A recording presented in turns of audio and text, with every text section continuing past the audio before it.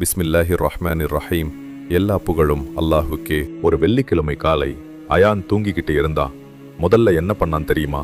Phone எடுத்தான், scrolling ஆரம்பிச்சான். Reels, messages, videos. Time எப்படி போயிடுச்சுனே தெரியல. அப்போ அவன் நானி கூப்பிட்டாங்க. அயான், இன்று வெள்ளிக்கிழமை, சூர் காஃப் படிச்சியா?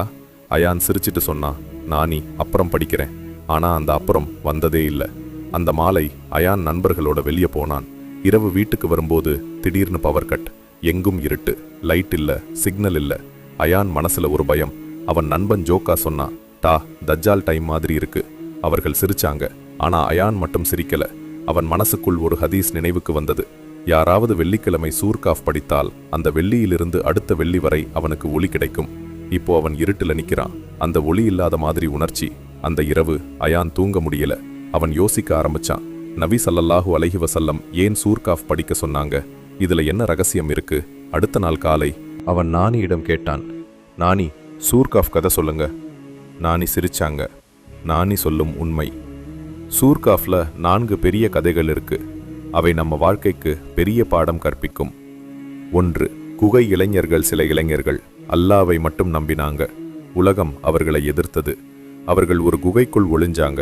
அல்லாஹ் அவர்களை 309 வருடம் தூங்க வைத்தான். நீங்கள் உண்மையாயிருந்தீங்கன்னா அல்லாஹ் உங்களை பாதுகாப்பான். 2 தோட்டங்களின் மனிதன். ஒரு பணக்காரன்.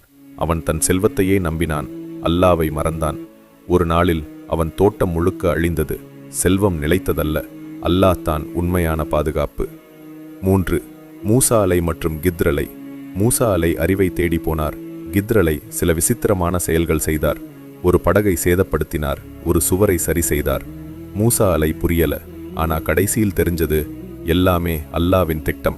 நாம் புரியாத விஷயங்களுக்கும் ஒரு நல்ல காரணம் இருக்கும். 4. துல்கர்னைன் ஒரு சக்தி வாய்ந்த ராஜா. அவர் மக்களை பாதுகாத்தார். நியாயத்துடன் ஆட்சி செய்தார். யாஜூஜ் மாஜூஜிருந்து மக்களை காப்பாற்றினார். அதிகாரம் இருந்தாலும் நியாயம் முக்கியம். முடிவு. நானி மெதுவா சொன்னாங்க, அயான், இந்த 4 கதைகளும் தஜ்ஜாலன் ஃபித்னக்கு பாதுகாப்பு. ஈமான், செல்வம், அறிவு, அதிகாரம். இந்த 4 விஷயங்களில தான் மனிதன் சோதிக்கப்படுறான். அயான் உணர்ந்த உண்மை. அந்த நாளிலிருந்து ஒவ்வொரு வெள்ளிக்கிழமையும் அயான் சூரா காஃப் படிக்க ஆரம்பிச்சான். அவன் மனசுல ஒரு அமைதி, ஒரு ஒளி கிடைச்சிச்சு. இந்த வெள்ளிக்கிழமை நீங்க சூர்காஃப் படிச்சிங்களா? கமெண்ட்ல சொல்லுங்க. ஒரு சிறிய அமல் ஒரு பெரிய ஒளியாகும். அல்லாஹ் நம்ம எல்லாரையும் இந்த நூறுடன் பாதுகாக்கட்டும். ஆமீன். இந்த கதை உங்களுக்கு பிடிச்சிருந்தா லைக் பண்ணுங்க, ஷேர் பண்ணுங்க.